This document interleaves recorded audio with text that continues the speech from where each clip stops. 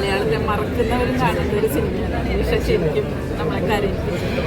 കാരണം അത്രയും എന്താ പറയുക, നമ്മളുടെ മറന്നു പോകുന്ന ഒരു സംസ്കാരം പുനർജീവിപ്പിക്കാൻ നമ്മളെ പോലെയുള്ളവർ അല്ലെങ്കിൽ നമ്മുടെ പുതുതലമുറ മുന്നോട്ട് വരണം എന്നുള്ളൊരു സന്ദേശം കൂടി സിനിമയ്ക്കുണ്ട്.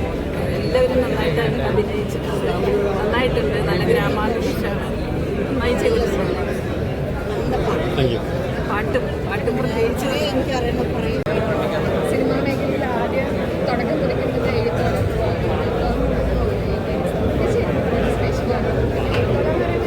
കൊമേഴ്ഷ്യൽ മൂവിയുള്ള ഫെസ്റ്റിവൽ ടൈപ്പിൽ പോലെയാണ്. പഴയകാല ചരിത്രമാണ്, മീൻസ് കഥയാണ്. ഏറ്റവും വലിയ പോസ്റ്റ് എല്ലാവരും കലയിലാണ് എഴുത്തോളം. എൻ്റെ ചൈൽഡ്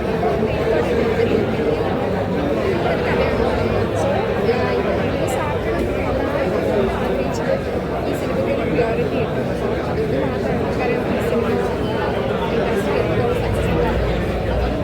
കമ്പയർ ചെയ്യാതെ സിനിമ ഇറക്കിയത് അത്രയും നല്ലൊരു സിനിമ ആയതുകൊണ്ടാണ് കാണാൻ ശ്രമിക്കുക. തീർച്ചയായിട്ടും കാണുന്ന കുറച്ചുകൂടെ നല്ലതാണ്.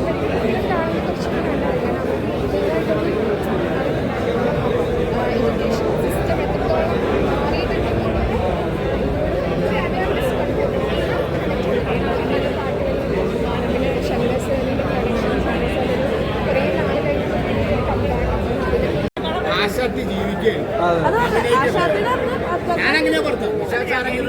എത്രത്തോളം മാറിയിട്ടുണ്ടെങ്കിൽ ടീച്ചറിനെയാണ് നോക്കി ഇടയ്ക്കിടയ്ക്ക്. കാരണം ഏത് പടം കണ്ടായാലും ടീച്ചറിന്റെ ഇരുന്നു അങ്ങനെ ആദ്യം.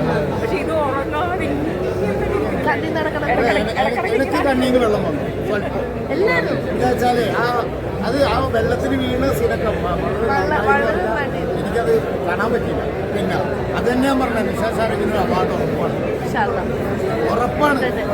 ഇതിന് കൊടുത്തില്ലെങ്കിൽ പിന്നെ അവാർഡ് നിർണ്ണയിക്കുന്നവരോട് വിരോധം അവരെ ബഹിഷ്കരിക്കും. കാരണം അത്രയ്ക്ക് ജീവിക്കുകയും ക്ഷമ ജീവിക്കുകയും ഇതെല്ലാം മോളെ പോലെയാണ്.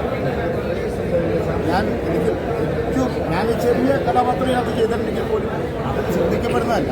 പക്ഷേ ക്ഷമ ക്ഷമ മാത്രമേ അതിനകത്ത് പ്രധാനം. അത് അഭിനയിച്ചെന്ന് പറയാൻ പറ്റില്ല.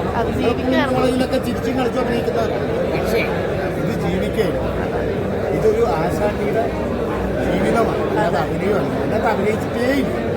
എന്നെ പറയേണ്ടത് ജീവിക്കുകയും. അതാണ് എൻ്റെ ഒരു അവാർഡ് കിട്ടണമെന്ന് ഞാൻ പ്രാർത്ഥിക്കുന്നു. നിങ്ങൾ പ്രാർത്ഥിക്കുന്നു. ഉറപ്പായിട്ടും പ്രാർത്ഥിക്കുന്നു.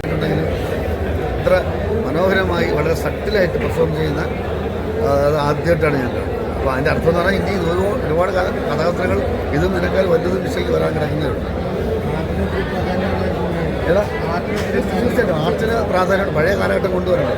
അതുകൊണ്ട് മനോഹരമായ ആർട്ടും ക്യാമറയും ഒക്കെ മനോഹരമായ ലൊക്കേഷൻസൊക്കെ വളരെ രസകരമായിട്ടുള്ള പഴയ നിറയുള്ള കടകൾ, പഴയ വീടിൻ്റെ ഉമ്മറം ഒക്കെ നമുക്കൊക്കെ പെട്ടെന്ന് നമുക്ക് റിലേറ്റ് ചെയ്യാൻ പറ്റും.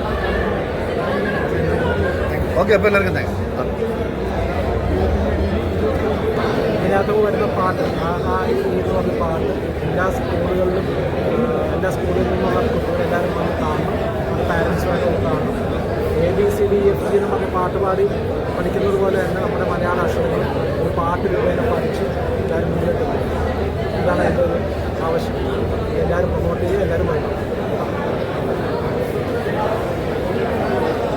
അതുപോലെ പാട്ട് പാടിക്കാൻ പഠിക്കട്ടെ എന്ന് വിചാരിക്കുന്നത് നമ്മളെല്ലാവരും പ്രൊമോട്ട് ചെയ്യണം. എല്ലാ സ്കൂളിലെ എല്ലാ വിദ്യാർത്ഥികളും പാരൻസുമായിട്ട് വന്ന് കാണുന്നത് അഭ്യർത്ഥന.